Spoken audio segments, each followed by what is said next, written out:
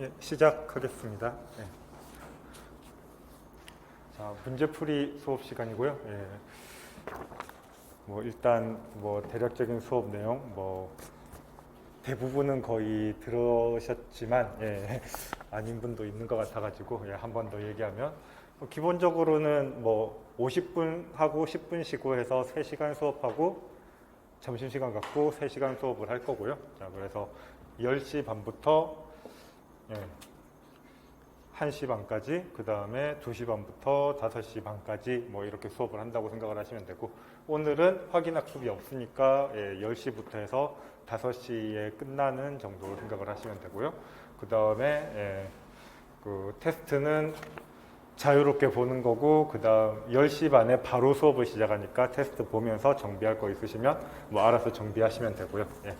그 다음 수업은 그렇게 진행되고, 그리고 한 가지 추가해서 얘기를 하자면, 저번에 기출 수업 때 그게 학원이랑 사인이 좀 안 맞아가지고 직강 들으시는 분들 자료가 좀 늦게 나갔더라고요. 어차피 필요한 자료, 그러니까 주로는 아니구나. 어쨌든 그래서 지금 같은 경우도 이제 강의록이 기본적으로 일단 필기 노트는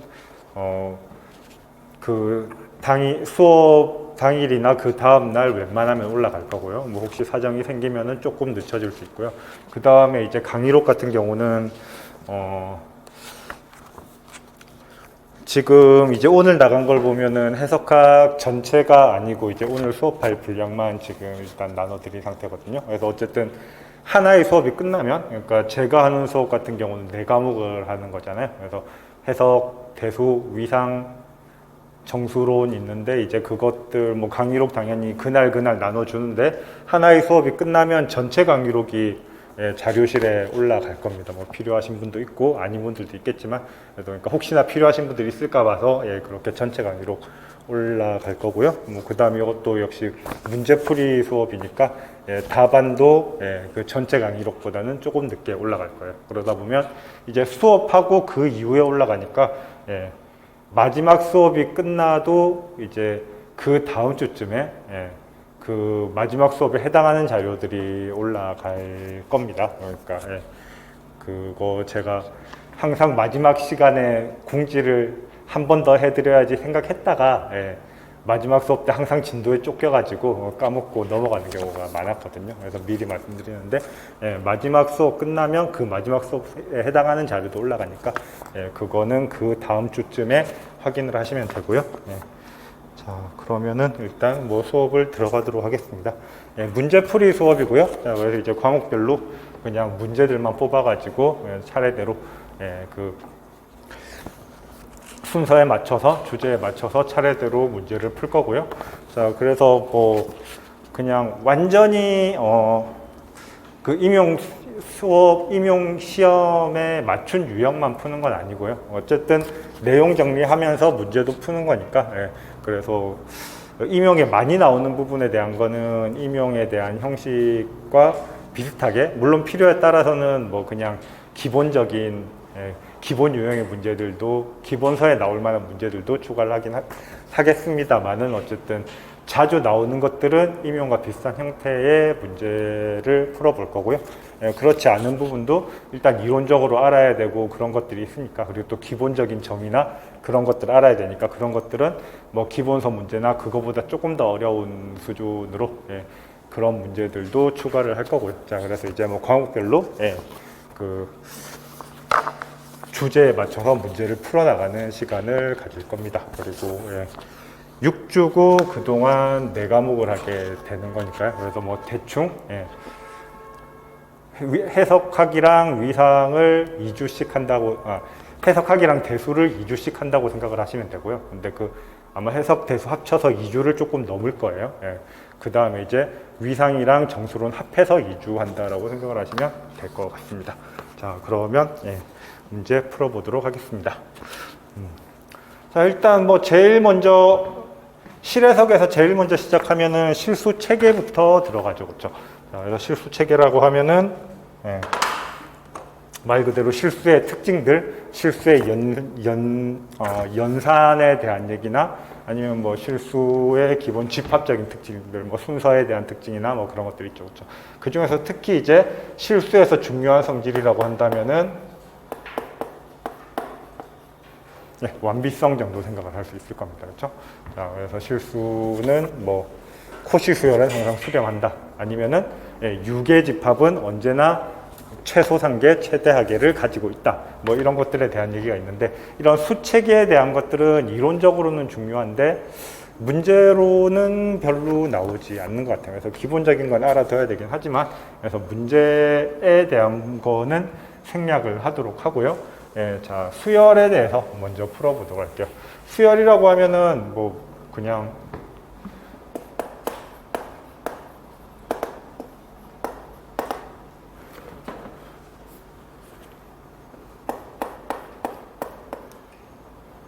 자연수에서 무언가로 가는 함수를 수열이라고 하죠. 그렇죠? 그 무언가는 뭐가 돼도 상관이 없습니다. 뭐가 돼도 상관이 없는데 실 해석에서 다루는 수열은 자연수에서 실수로 가는 함수를 얘기하겠죠. 그렇죠?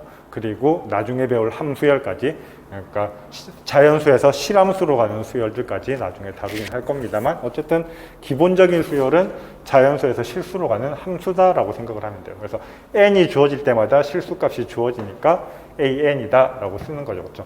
자, 그러면 수열에 대한 가장 기본적인 얘기는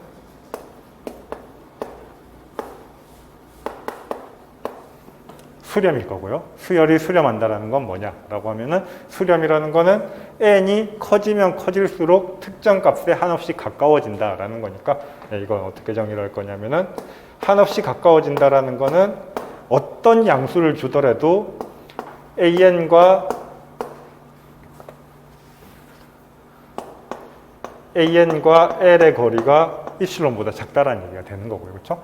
어떤 양수를 주더라도 그거보다 더 거리가 작다라는 얘기는 계속해서 가까워진다는 얘기고, 근데 그게 n이 커지면 커질수록이라는 n에 의존한다라는 의미에서 어떤 양수를 주더라도 거기에 해당하는 적당한 자연수가 있어가지고 스몰 n이 라지 n보다 크기만 하면 혹은 크거나 같기만 하면 절대값이 거리가 an과 l의 거리가 이슬론보다 작게 되더라.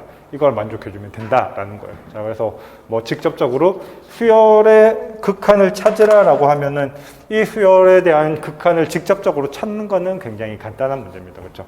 다항식분의 다항식인데 그러면은 대부분의 경우 뭐만 보면 됩니까? 최고 차수만 보면 되죠. 그렇죠? 그래서 최고 차수의 개수만 보면은 아, 쟤는 3으로 수렴하는구나. 당연히 알 수 있습니다. 그렇죠? 자, 근데 이 입실론 델타에 따라서 증명을 해보자라는 거고요.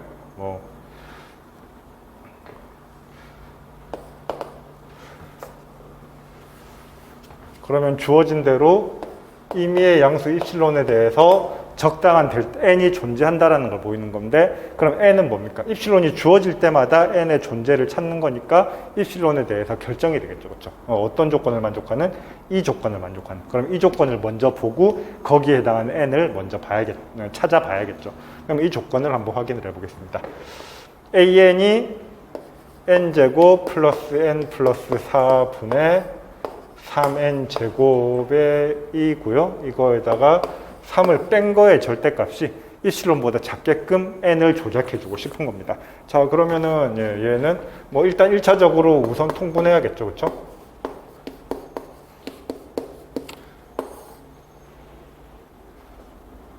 마이너스 3 n 마이너스 12가 될 거고요. 자, 그 다음에 이제 이거에 대한 크기 비교를 하는 건데, 그래서 수열이랑 함수랑 크기 비교를 하는 방식이 살짝 다릅니다. 물론 함수에서도 극한을 할 때 무한대로 가는 극한이 있으니까 무한대로 가는 극한은 이 방법대로 가는 거긴 하지만 어쨌든 여기서는 n이 충분히 커지면 얘는 어떻게 될 건가? 그러니까 그냥 통째로 n에 대한 식으로 나타내서 그 n을 최대한 줄여줄 수 있는 방향을 생각을 해야 되고요. 함수 같은 경우는 뭐 조금 이따 하겠지만 다 똑같은데 n이 스몰 n이 라지 n보다 크거나 같다라는 조건 대신 이 조건이 들어가는 거죠. x랑 a가 충분히 가까우면 fx랑 l이 충분히 가깝더라라는 얘기를 하는 거예요. 그러면 이건 뭡니까? 조건이 얘니까 얘를 x-a랑 관계된 식으로 최대한 바꿔줘야 되는 거예요. 그렇죠? 그래서 이거는 나중에 할 거고요. 자, 지금은 그냥 n에 대해서 보겠습니다. 그러면 n이 커지면 커질수록 얘가 작아지게끔 식을 조작해주면 되는 거예요. 그러면 항이 많으면 당연히 처리하기 힘들겠죠. 그렇죠? 그래서 항을 줄여주는 게 중요합니다. 최종적으로 보여야 될 게 뭐보다 작다라고 보이는 거니까 어떻게 되는 겁니까? 얘가 뭐보다 작다 혹은 작거나 같다가 되게 하면서 이 식이 단순해지게끔 세팅을 하면 돼요. 그러면 일단 알고 있는 게 뭡니까?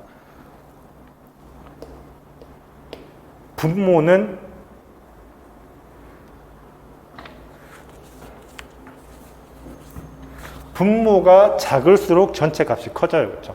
그리고 n은 자연수니까 얘는 그냥 n제곱분의 3n 플러스 12보다는 작거나 같을 겁니다. 그렇죠?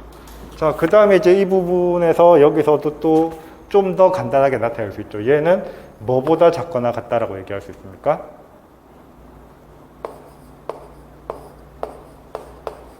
이렇게 얘기할 수 있나요?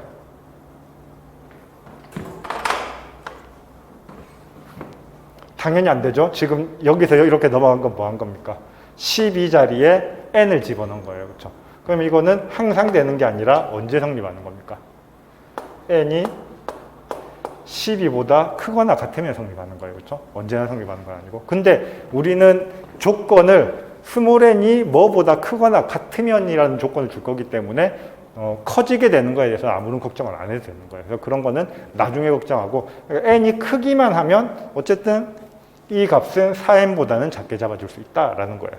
그러면은 크기만 하면 이렇게 잡아줄 수 있고, 또 이렇게 되면, 그러니까 이런 형태로만 나타낼 수 있으면,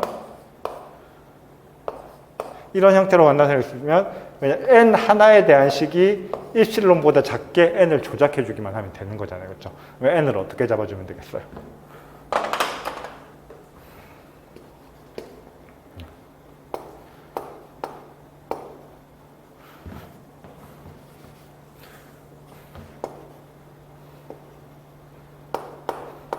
n을 입실론분의 4보다 크게만 잡아주면 되는 거잖아요. 그렇죠? 그래서 이 두 개의 조건을 동시에 만족하게끔만 n을 세팅해주면 됩니다. 자, 그러면은 간단하죠? 얘보다도 커야 되고 얘보다도 커야 되니까 이거 두 개의 최대값보다 크면 돼요. 그렇죠? 자, 그래서 large n을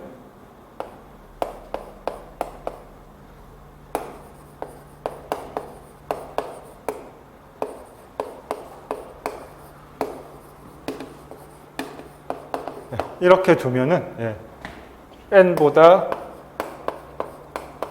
큰 스몰 n에 대해서는 얘는 항상 성립한다라고 얘기를 해줄 수가 있는 겁니다. 그렇죠? 자, 그래서 보통 이제 이 정의를 이용해서 수열이나 함수의 극한을 증명을 할 때는 그냥 차례대로 이렇게 뚝 입실론에 대해서 n이 뚝 나오는 게 아니라 이 결과를 보고 n을 찾은 다음에 이 증명을 정리해 주는 게 보통입니다.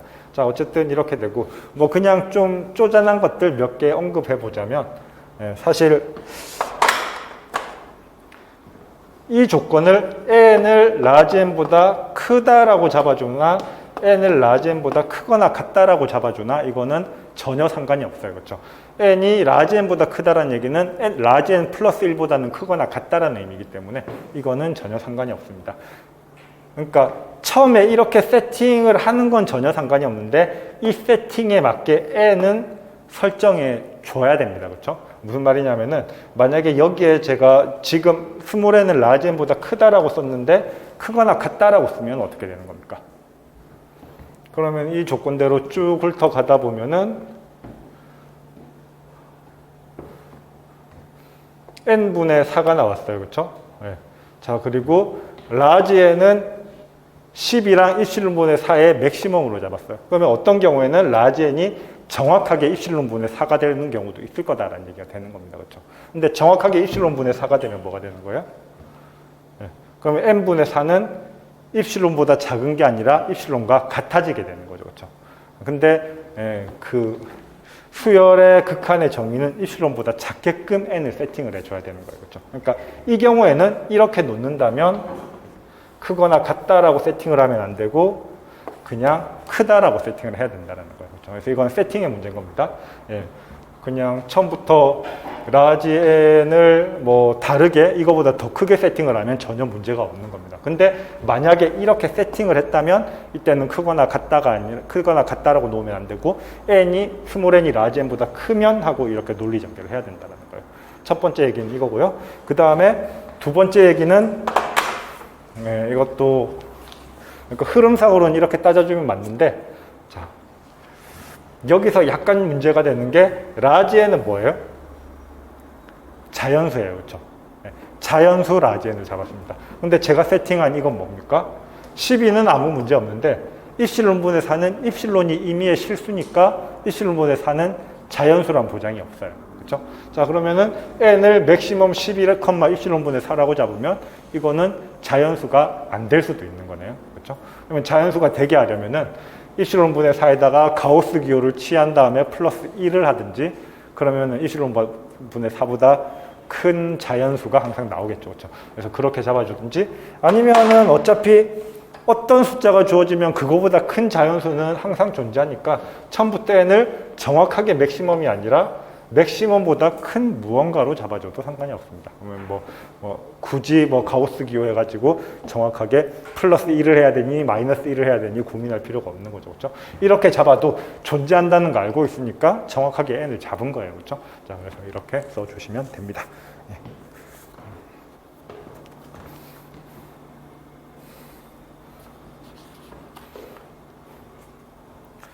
자, 그래서 이제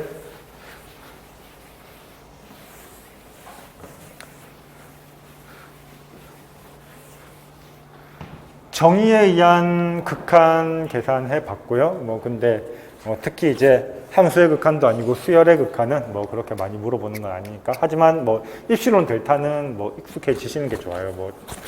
해석학에서 일단 증명은 간간히 물어보고 꼭 극한의 증명이 아니더라도 해석학과 관련된 증명은 부등식을 다루는 게 많아가지고 기본적으로 입실론이랑은 익숙해지시는 게 좋습니다. 자, 아무튼 이번에는 그러면 직접적인 극한 계산에 대한 얘기 한번 해보겠습니다. A, B가 양수이고 이건 사실 좀 정해진 유형이긴 합니다. 리미트 n이 무한대로 갈 때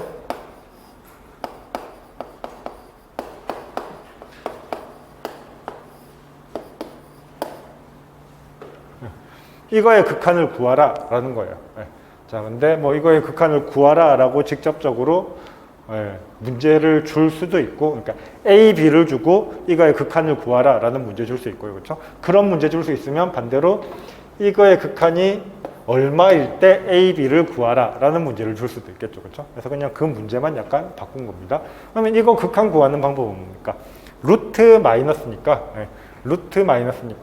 아까 했던 것처럼 n제곱 플러스 n 플러스 1분의 3n제곱 이런 식으로 생겼으면 뭐예요? 최고차항이 떨어지니까 그냥 최고차항만 보면 극한이 그냥 보이는 거 있잖아요. 그렇죠? 그래서 오히려 극한은 분수꼴로 나타냈을 때 찾기 쉬운 경우가 많으니까 이렇게 루트 마이너스 무언가가 나오면은 뭘 생각할 수 있습니까? 분모에 1이 있다고 가정을 하고 분자 분모에 똑같은 걸 곱해가지고 분수 형태로 바꿔서 생각을 할 수 있죠. 그렇죠? 루트 마이너스 n이니까 루트 플러스 n을 곱해주면은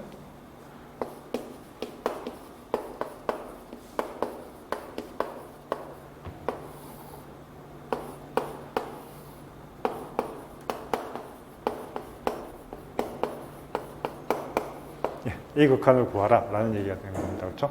그래서 얘가 5다라는 얘기가 되는 거예요. 자, 그래서 는 5는 조금 이따 쓰고 그냥 일단 식만 변형해 볼게요. 이렇게 되는 거고.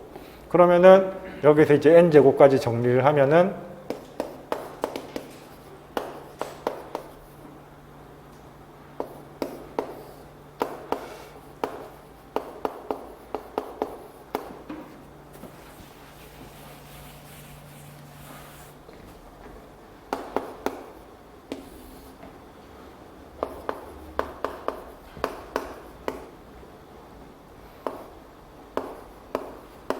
이렇게 되겠네요.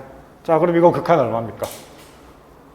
최고차항이 1차니까 a 플러스 b고 여기서는 여기 1, 여기 1이 있는 거니까 2분의 a 플러스 b가 나오겠죠. 그렇죠? 굳이 엄밀하게 푼다면은 분자 분모에 n을 나눠주면은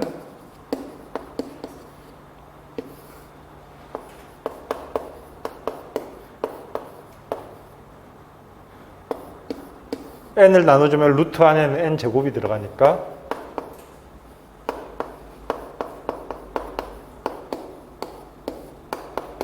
이렇게 돼서 n분의 얼마 꼴은 다 0으로 간다는 얘기고, 그래서 결과는 2분의 a 플러스 b가 나오죠. 그렇죠? 2분의 a 플러스 b 나오면 끝났네요. 자, 그래서 하고 싶은 얘기가 뭡니까? 얘가 5다라고 얘기를 했으니까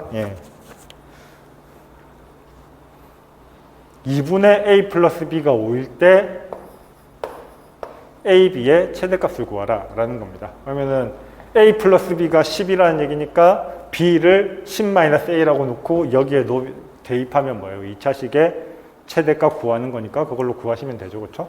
거의 뭐 과정상으로는 둘 다 뭐 큰 차이는 없지만, 그 다음에 또 하나 생각할 수 있는 거는 루트 ab가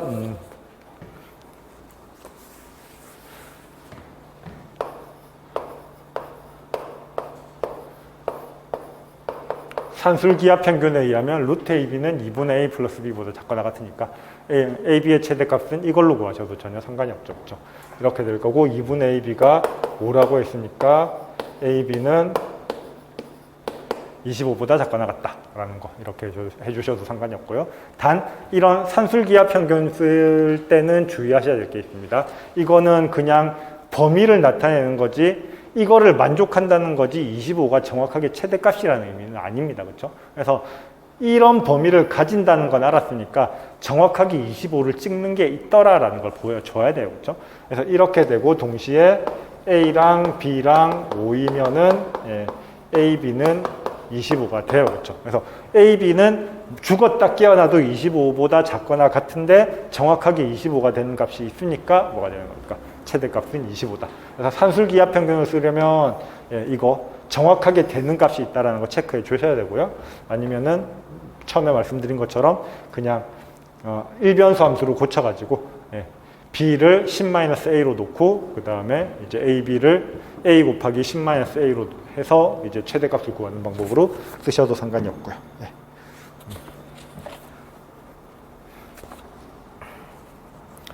그래서 기본적인 이제 수열의 극한은 이런 식으로 식을 적당히 변형해가지고, 그렇죠? 변형한 거에 대해서 뭐 보통 이제 n분의 1이 나오는 형태로 해가지고 0으로 날릴 거 날리고 나머지 거 남겨가지고 극한이 얼마로 가더라라는 걸 세팅을 하는 게 보통이고요. 근데 뭐 문제로 나올 때는 이런 유형을 좀 더 선호하는 것 같습니다. 점화식으로 표현된 형태. 그러면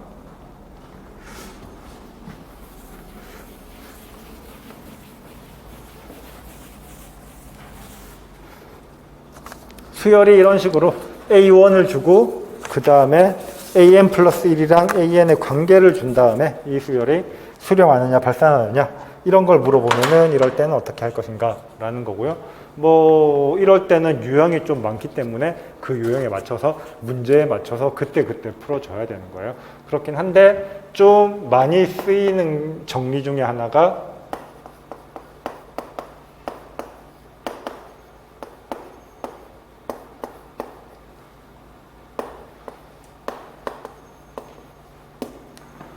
육의 단조 수열이면 수렴한다라는 얘기를 해줄 수가 있다는 거예요.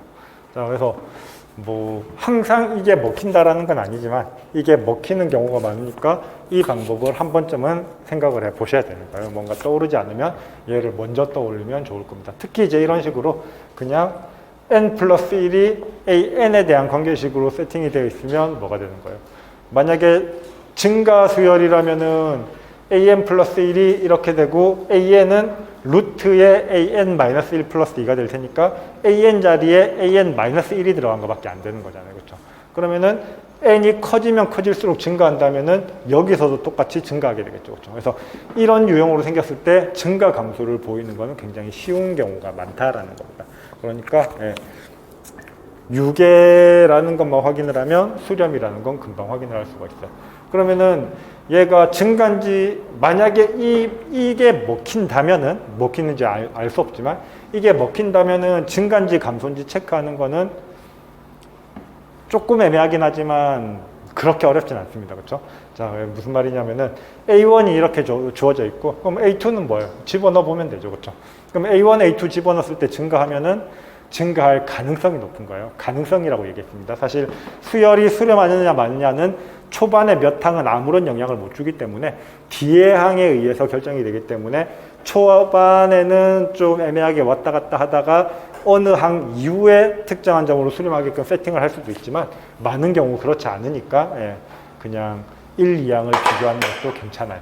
자, 근데 어쨌든 뭐 증가 감소는 알기가 쉬운데, 자, 그러면 유계라는 거는 어떻게 잡을 건가라는 거예요. 만약에 얘가 증가한다고 치고 그러면은 유계라는 거는 상한을 잡아줘야 되는 거잖아요. 그럼 상한을 어떻게 세팅을 하면 됩니까?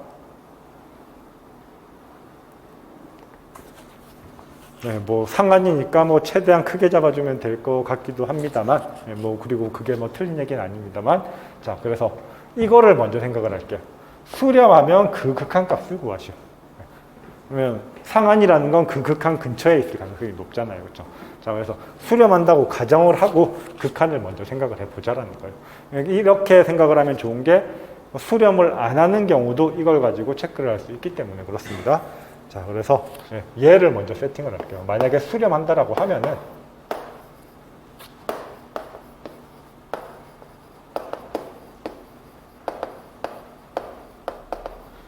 수렴하면 할 수 있는 얘기는, 그러니까 수렴 값 구하는 건 어렵지 않죠. 이렇게 정할마식으로 표현되어 있을 때는 어떻게 하면 됩니까? 수렴하면 an 플러스 1의 극한값이나 an의 극한값이나 어쨌든 수열이 수렴하는 거니까 그 수렴값으로 갈 수밖에 없는 거죠. 그렇죠? 그래서 양변의 극한을 취하면은 알파 an 플러스 1도 알파로 가고 그 다음에 an도 알파로 갈 거고 그러면은 an 플러스 2에다가 루트를 씌워도 여전히 같은 녀석으로 갈 거다라는 거예요. 그래서 수렴하는지 안 하는지 모르겠는데 한다면 그 수렴값은 이 조건을 만족해야 된다는 거예요. 그럼 당연히 알파 제곱 마이너스 알파 마이너스 2는 0이라는 걸 만족해야 되고요. 그렇죠? 자, 그래서 알파는 마이너스 1이나 2가 돼야 된다는 거고요. 그럼 이제 이 둘 중에 먼저 체크해야 되죠. 뭡니까? 딱 봐도 알파의 n 플러스 1은 루트로 정의되어 있으니까 음수가 될 수는 없어요. 그렇죠? 자, 알파가 양수니까 알파는 양수니까 알파는 2가 되겠네요. 그렇죠? 자, 그래서 알파는 정확하게 2다라는 겁니다. 그러면은 이게 증가한다라고 생각을 하면은 그 상한이 2가 돼야 될 겁니다. 그렇죠? 그래서 뭐 그냥 아예 널찍하게 3으로 잡아주셔도 상관이 없는데 여기서는 일단 2로 생각을 해보고 증명을 해보겠습니다. 자, 그러면 수렴한다면 2라는 걸 확인했어요. 근데 아직 수렴한다는 거 확인 안 한 겁니다. 이렇게 된다고 무조건 수렴하는 거 아니에요. 그렇죠? 자, 그래서 수렴한다면 2고, 자, 그러면 보여야 될 건 뭡니까? 유계고 단조라는 걸 보이고 싶은 거예요. 자, 그래서 일단 단조부터 보일까요? A2를 생각을 해보면 루트 A1 더하기 2고 A1이 루트 3이니까 루트 3 플러스 2입니다. 이거를 A1인 루트 3이랑 비교하면 뭐가 되죠? 더 커지죠, 그렇죠? 이거 비교하는 방법은 제곱하면 되죠.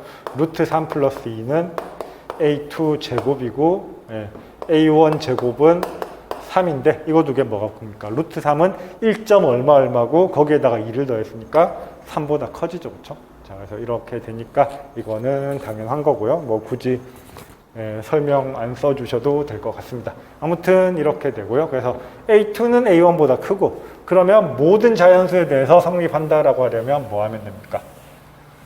K일 때 성립한다고 가정하자 K 플러스 1일 때도 성립하더라라고 해주면 되죠. 그렇죠? 자, 그래서 임의의 자연수 K에 대해서 A의 K가 K 플러스 1이 AK보다 크다라고 하면 크다라고 할게요. 크다라고 하면 뭐가 됩니까? AK 플러스 2는 주어진 대로 루트 AK 플러스 1 플러스 2가 될 거고 AK 플러스 1은 그 다음에 AK 플러스 1은 AK보다는 크니까 루트 AK 플러스 2보다는 얘가 클 거고요. 근데 루트 AK 플러스 2가 정확하게 AK 플러스 1이 되죠. 그렇죠? 자, 그래서 AK 플러스 1이 AK보다 크기만 하면 AK 플러스 2도 AK 플러스 1보다 크니까 1은 2보다 크고 2는 3보다 크고 3은 4보다 크고 해요. 그렇죠? 그러니까 임의의 자연수 n에 대해서 A의 n 플러스 1은 A의 n보다 클 거고요. 그래서 증가 수열이다 라고 얘기할 수 있겠죠. 그렇죠? 증가 수열이니까 뭐가 됩니까? 증가 수열이니까 단조 확인했고 유계만 보이면 되죠. 그렇죠? 유계는 아까 극한값이 2라고 했으니까 증가하는데 극한값이 2니까 2를 넘을 수는 없을 거잖아요. 그렇죠? 그래서 보여주고 싶은 거는 AN이 2보다 작거나 같다라고 하면 가장 안정권이고, 근데 뭐 계속해서 증가하니까 2보다 작을 거예요. 그렇죠? 그래서 주장하고 싶은 건 AN이 2보다 작다라는 걸 주장하고 싶어요. 자, 그래서 일단 같은 방법으로 귀납법 쓰면 되겠죠. A1은 루트 3이니까 당연히 2보다 작고요. 그렇죠? 그 다음에 AK가 2보다 작다라고 가정하면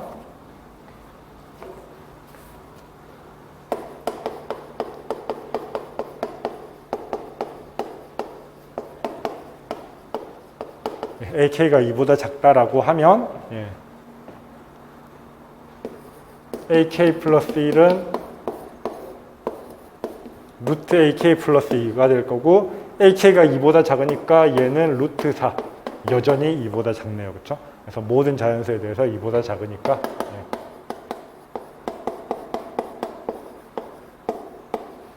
그래서 유계라는 거 확인했습니다. 그렇죠? 그래서 유계고 단조니까 수렴하고, 수렴한다면 알파는 뭐가 될 수밖에 없다라는 거 체크했으니까 2가 될 수밖에 없다라고 체크했습니다. 그렇죠? 자, 그래서 이런 방법으로 확인해 주시면 됩니다. 네.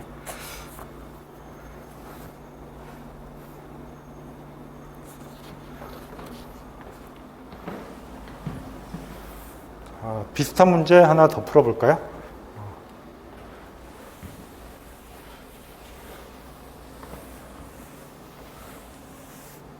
아까보다는 조금 복잡한 형태입니다. 그렇죠? 3개로 이루어져 있고 분수로 세팅이 되어 있어요. 그러면 아까처럼 뭐 단조를 보이는 게 그렇게 간단하지는 않은 상황입니다. 그렇죠? 어쨌든 이렇게 주어져 있고요. 그랬을 때 수렴하는지 판정하고, 수렴하면 그 극한을 구하라 라고 했습니다. 근데 앞에서 했던 것 중에 뭐는 그대로 적용할 수 있습니까?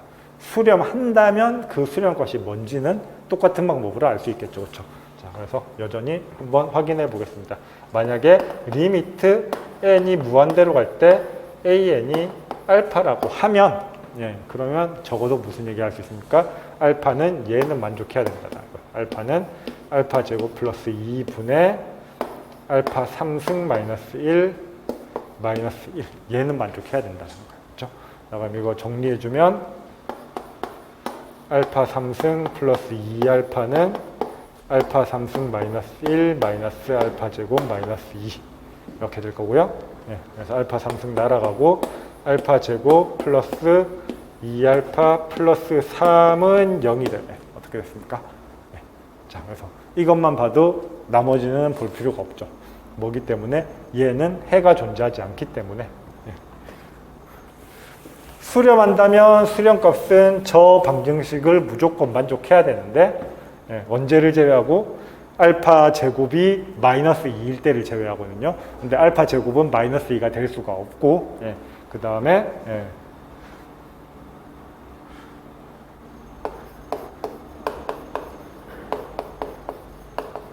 x제곱 플러스 2x 플러스 3은 0이라는 방정식은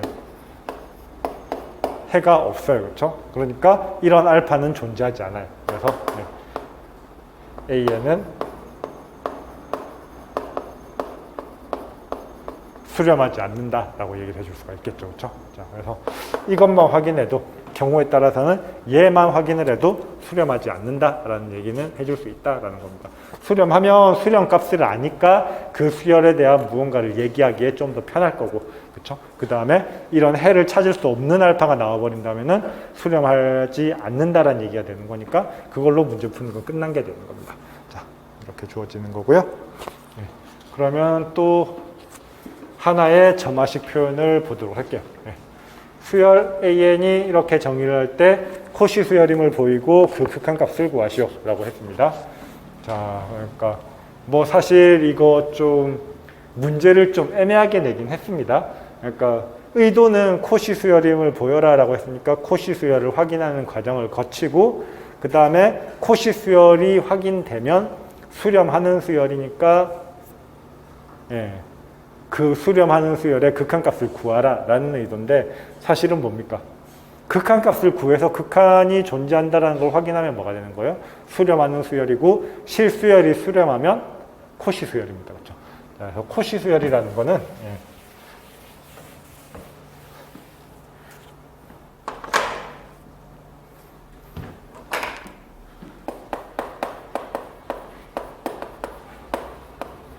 뭔가요? 원래 그러니까 실수가 아니면 완비성이 갖춰지지 않으면은 코시 수열과 수열은 분명히 다른 개념이긴 합니다만 실수에서는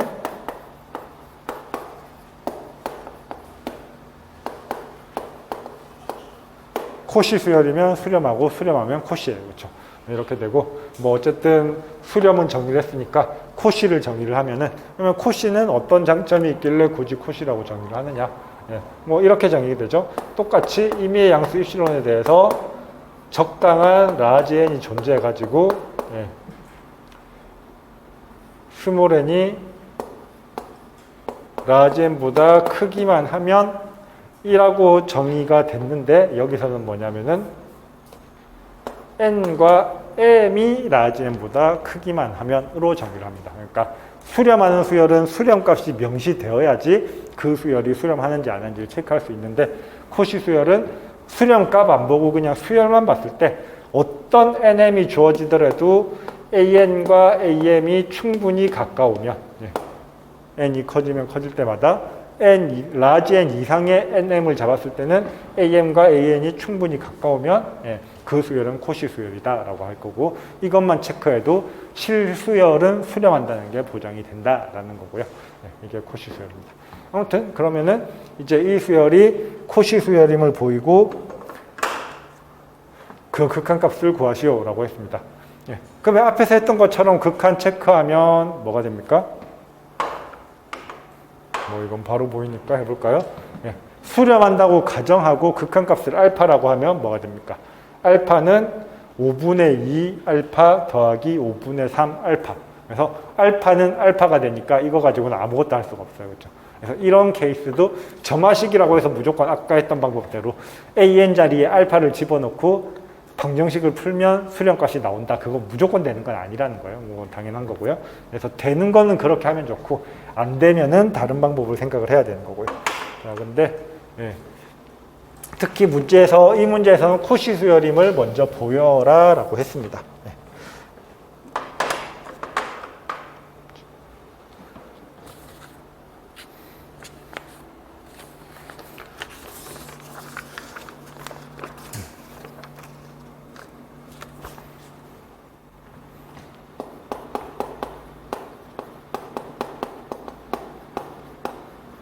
그래서 여기서는 이 방법으로 보이려고 해요. 축약수열이라는 걸 이용하려고 합니다. 축약수열 별거 아니고요. 그냥 an과 an 플러스 1과 an의 차이가 그거보다 한 단계 낮은 an과 an-1의 차이보다 r배보다 더 작으면 그리고 이 r이 0과 1 사이에 있으면 이렇게 주어지는 수열을 축약수열이라고 하고 이 축약수열이 되면 무조건 코시가 된다라는 것을 알 수 있습니다.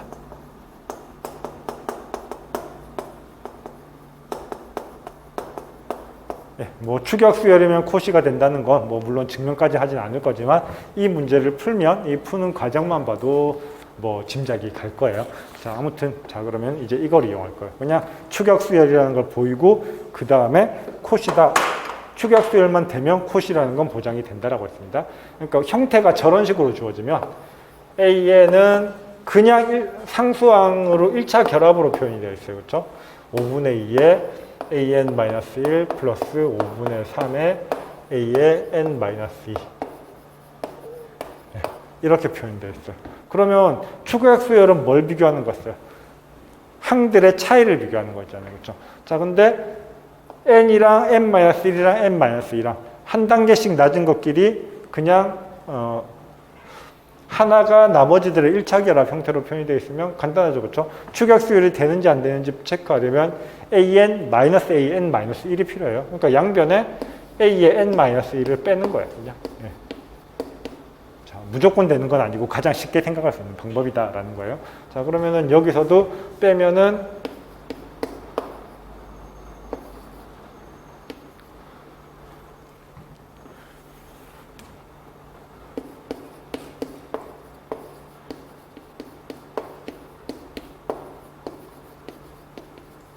이렇게 주어지겠네요. 간단하게 정리됐네요. 그렇죠?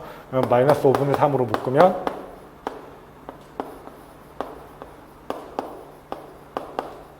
이렇게 될 거고. 자, 그래서 항상 5분의 3만큼 차이가 있으니까 축약 수열은 작으면 된다라고 했는데 작거나 같으니까 정확하게 같으니까 더 좋은 조건인 거죠. 그렇죠?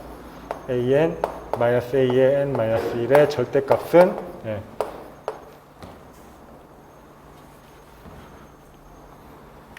5분의 3의 an-1 a의 n-2가 되니까 이렇게 되니까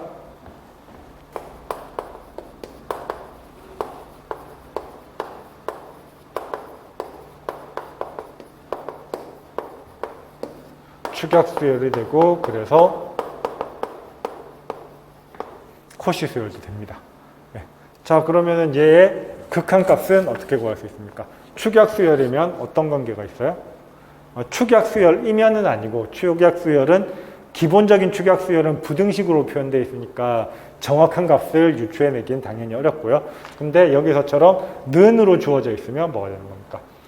첫 번째 단계에서 5분의 3이 생기고 두 번째 단계에서는 그러면은 여기서 또 5분의 3 곱하기 a의 n-2 마이너스 a의 n-3이 될 테니까 이 5분의 3이 계속 곱해지는 등비수열의 형태가 될 거다라는 거예요. 그렇죠? 뭐가 등비수열의 형태가 됩니까? an이 아니라 an-a의 n-1이 등비수열의 형태가 되는 거니까 새로운 bn이라는 수열을 an-a의 n-1이라고 놓자라는 거예요. 그럼 끝났죠. 그렇죠? 자, 그러면 bn은 마이너스 5분의 3의 b의 n-1이 될 거고요. 그렇죠? 그럼 얘는 또 마이너스 5분의 3의 제곱의 b의 n-2가 될 거예요. 그렇죠? 이런 식으로 반복하면 최종적으로 어디까지 가겠습니까? 마이너스 5분의 3의 몇 승에 어디까지 가죠? B1이 아니라 지금 BN이 어떻게 정의되어 있기 때문에 AN-AN-1로 정의가 되어 있기 때문에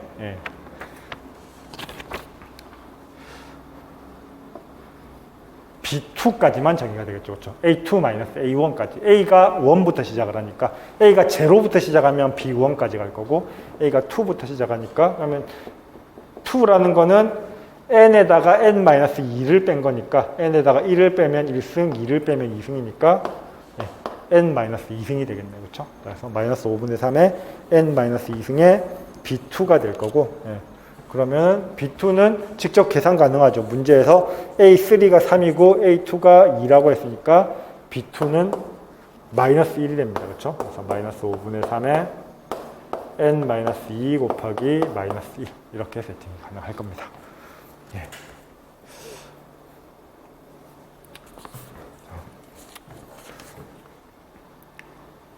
자, 그럼 bn을 정확히 구했으니까 an 구하는 것도 어렵지 않죠? an-a의 저쪽에 볼까요?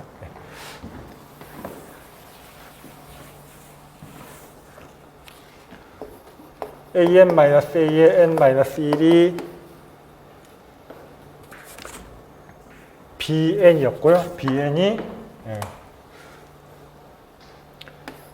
마이너스 5분의 3의 n-2승의 마이너스 1이었고요. 그렇죠? 자, 그러면 an-1 마이너스 a의 n-2는 bn-1일 거고 bn-1은 마이너스 5분의 3의 n-3에 마이너스 1이 나올 거고요. 그렇죠? 이런 식으로 해서 쭉 내려가서 어디까지? A2-A1까지 갈 거고 얘가 B2였고 B2가 마이너스 1이었습니다. 그렇죠? 이렇게 주어지니까 그러면 이렇게 더하기 빼기 더하기 빼기 더하기 빼기 되어 있는 거는 다 더하면은 이렇게 캔슬이 되죠. 그렇죠? 자, 그래서 전체적으로 더해서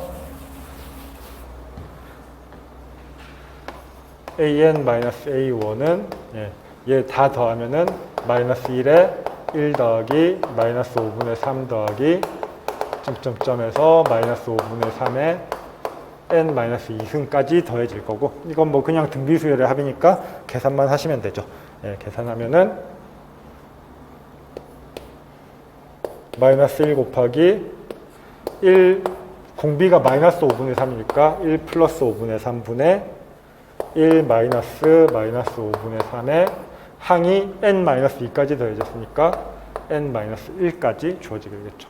그래서 이거 계산하면 되고 그러면 이제 an이라는 거는 여기서 a1만 넘어가면 되고 그거의 극한이니까 n을 무한대로 보내면 이 부분 날아가겠죠. 그렇죠?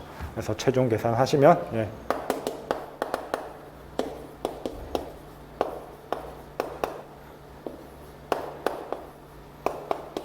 8분의 19라는 결과가 나오게 됩니다.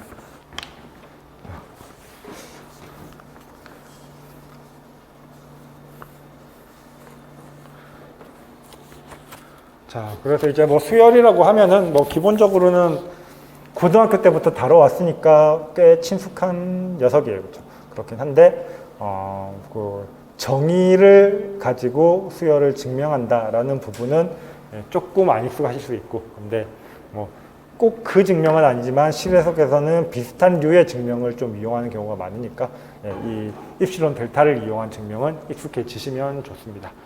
그리고 코시 수열은 뭐 안 했던 내용이니까 익숙해지시면 좋고요. 자, 그러면 이제 이번 시간 여기까지 하고 다음 시간에는 연속 함수에 대한 부분으로 넘어가도록 하겠습니다.